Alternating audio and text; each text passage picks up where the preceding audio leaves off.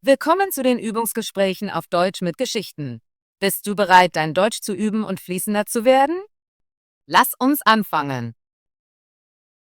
Ein großer König in einem fernen Land im Osten hatte eine Tochter, die sehr schön war, aber auch sehr stolz und sah auf alle herab. Keiner der Prinzen, die um ihre Hand anhielten, war gut genug für sie, und sie machte sich nur über sie lustig. Eines Tages veranstaltete der König ein großes Fest und lud alle Prinzen ein, die sie heiraten wollten. Sie saßen in einer Reihe entsprechend ihrem Rang: Könige, Prinzen, Herzöge, Grafen, Baron und Ritter. Als die Prinzessin hereinkam, hatte sie für jeden etwas Gemeines zu sagen. Der erste Prinz war zu dick, und sie sagte, er ist so rund wie ein Fass. Der nächste war zu groß, und sie nannte ihn, was für ein Maibaum. Der darauf folgende war zu klein, und sie lachte und sagte, was für ein Knödel. Der vierte Prinz war zu blass, also nannte sie ihn Wandgesicht. Der fünfte war zu rot, und sie nannte ihn Schwatzbacke. Der sechste war nicht gerade genug, und sie verglich ihn mit einem grünen Stock, der über dem Ofen eines Bäckers trocknete. Sie machte sich über jeden lustig, aber am meisten lachte sie über einen gutmütigen König, der anwesend war. »Schaut ihn euch an«, sagte sie, »seine Bart sieht aus wie ein alter Mopp. Er soll Grizzlybart genannt werden.« So bekam der König den Spitznamen Grizzlybart. Der alte König war sehr wütend, als er sah, wie seine Tochter alle seine Gäste behandelte. Er versprach, dass sie den ersten Mann heiraten würde, der an ihre Tür klopfte, egal ob er ein Prinz oder ein Bettler war. 2 Tage später kam ein reisender Geiger vorbei, der Musik spielte und um Geld bat. Als der König ihn hörte, sagte er, lasst ihn hereinkommen. Sie brachten einen ungepflegt aussehenden Mann herein, und nachdem er für den König und die Prinzessin gesungen hatte, bat er um einen Gefallen. Der König sagte, du hast so schön gesungen, dass ich dir meine Tochter zur Frau geben werde. Die Prinzessin flehte und weinte, aber der König sagte, ich habe versprochen, dich dem ersten Mann zu geben, der kommt, und ich werde mein Versprechen halten. Ihre Worte und Tränen änderten nichts. Sie riefen den Priester, und sie wurde mit dem Geiger verheiratet. Nach der Hochzeit sagte der König, mach dich jetzt bereit, du musst mit deinem Mann reisen. Der Geiger nahm sie mit, und bald erreichten sie einen großen Wald. Bitte, fragte sie, wem gehört dieser Wald? Er gehört König Grizzlybart, antwortete er. Hättest du ihn geheiratet, wäre all dies dein gewesen. Oh, wie unglücklich ich bin, seufzte sie. Ich wünschte, ich hätte König Grizzlybart geheiratet. Dann kamen sie zu schönen Wiesen. Wem gehören diese schönen grünen Wiesen? Fragte sie. Sie gehören König Grizzlybart. Hättest du ihn geheiratet, wären sie alle dein gewesen. Oh, wie unglücklich ich bin, sagte sie erneut. Ich wünschte, ich hätte König Grizzlybart geheiratet. Als nächstes kamen sie in eine prächtige Stadt. Wem gehört diese prächtige Stadt? Fragte sie. Sie gehört König Grizzlybart. Hättest du ihn geheiratet, wäre sie dir gehört. Oh, wie unglücklich ich bin, seufzte sie wieder. Warum habe ich nicht König Grizzlybart geheiratet? Das ist nicht mein Problem, sagte der Geiger. Warum willst du einen anderen Mann? Bin ich nicht gut genug für dich? Schließlich erreichten sie eine kleine Hütte. Was für ein schäbiger Ort, sagte sie. Wem gehört dieses dreckige kleine Haus? Der Geiger antwortete, das ist unser Zuhause, wo wir leben werden. Wo sind deine Diener?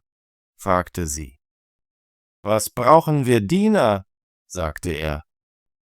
Du musst alles selbst machen. Jetzt mach ein Feuer, setz etwas Wasser auf und koche mein Abendessen, denn ich bin sehr müde. Aber die Prinzessin wusste nicht, wie man Feuer macht oder kocht, also musste der Geiger ihr helfen. Nach einer sehr kleinen Mahlzeit gingen sie ins Bett, aber der Geiger weckte sie am nächsten Morgen sehr früh, um das Haus zu reinigen. So lebten sie 2 Tage lang, und als sie die gesamte Nahrung in der Hütte aufgegessen hatten, sagte der Geiger: »Frau, wir können nicht so weiterleben, Geld ausgeben und nichts verdienen.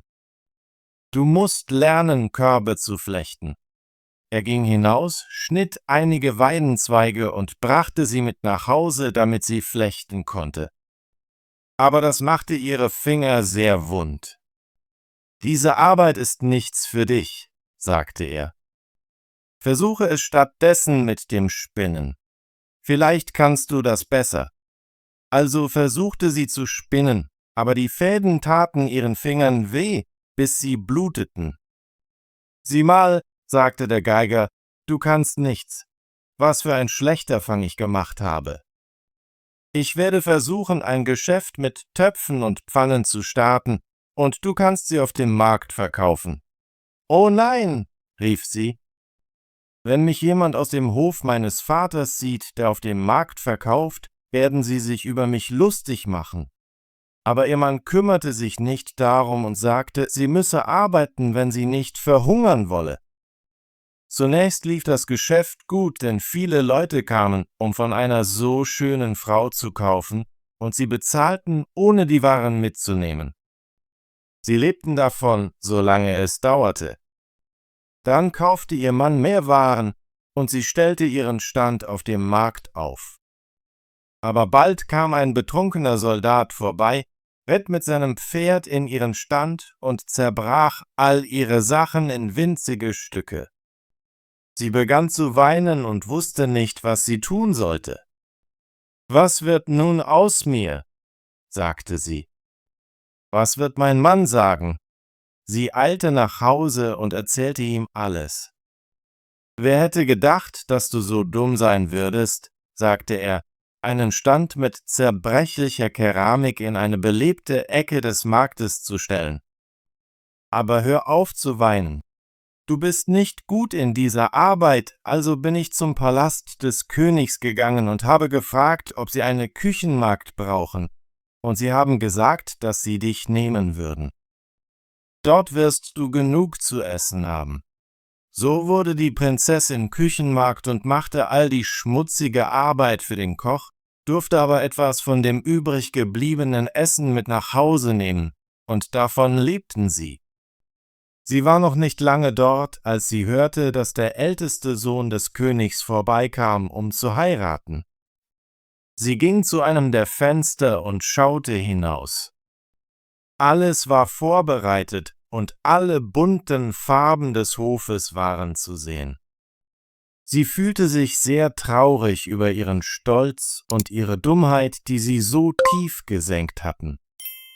Die Diener gaben ihr etwas von dem reichhaltigen Essen, das sie in ihren Korb packte, um es mit nach Hause zu nehmen. Plötzlich, als sie gehen wollte, kam der königliche Sohn in goldenen Kleidern herein. Als er sie sah, eine schöne Frau, nahm er ihre Hand und sagte, sie solle mit ihm tanzen. Aber sie hatte Angst, denn sie erkannte, dass es König Grizzlybart war, der sie verspottete. Doch er hielt sie fest und führte sie hinein, und während sie tanzten, fiel der Deckel ihres Korbes ab und ließ das Essen überall verstreuen. Alle lachten und machten sich über sie lustig, und sie war so beschämt, dass sie sich wünschte, sie könnte verschwinden. Sie rannte zur Tür, um zu entkommen, aber König Grizzlybart holte sie ein und brachte sie zurück, indem er sagte, »Hab keine Angst. Ich bin der Geiger, der mit dir in der Hütte lebte. Ich brachte dich dorthin, weil ich dich wirklich liebte. Ich bin auch der Soldat, der deinen Stand umgeworfen hat. Ich tat all dies, um dir eine Lektion über deinen Stolz und darüber, wie du mich behandelt hast, zu erteilen. Jetzt, da du deine Lektion gelernt hast, ist es Zeit für unser Hochzeitsfest. Dann kamen die Kammerherren und brachten ihr die schönste Kleidung.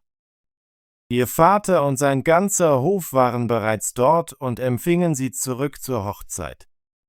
Freude erfüllte jedes Gesicht und jedes Herz. Das Fest war großartig. Sie tanzten und sangen, und alle waren glücklich. Ich wünschte mir nur, dass du und ich an der Feier teilhaben könnten. Tolle Arbeit! Möchtest du dein Deutsch üben und fließender werden? Bitte abonniere unseren Kanal und aktiviere die Benachrichtigungsglocke, damit du keine unserer kostenlosen deutschen Geschichten verpasst. Wir sehen uns im nächsten Video.